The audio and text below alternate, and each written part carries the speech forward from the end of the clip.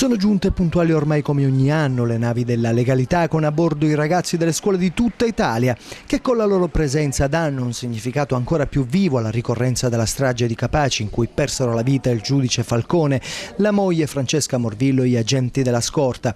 A bordo anche il presidente del Senato Pietro Grasso, il ministro della Pubblica Istruzione Maria Chiara Carrozza, Don Ciotti e numerosi altri esponenti dell'antimafia. Un'emozione, ha detto il presidente Grasso, che negli anni non muta, anzi si fa sempre più viva. Presidente, il tempo vi stava combinando un po' di guai, ma ce l'avete fatta.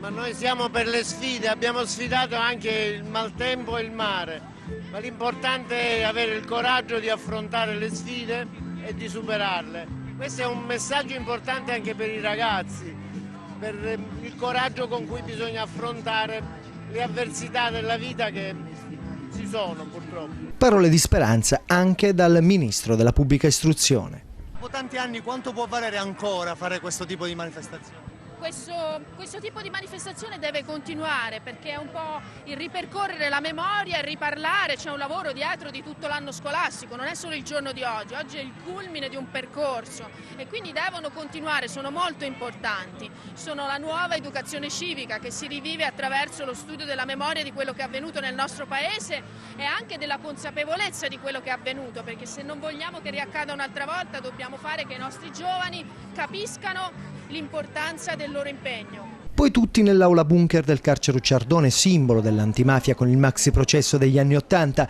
Qui il ministro Anna Maria Cancellieri ha parlato di non mollare mai, la lotta alla mafia non deve fermarsi e noi non ci fermeremo.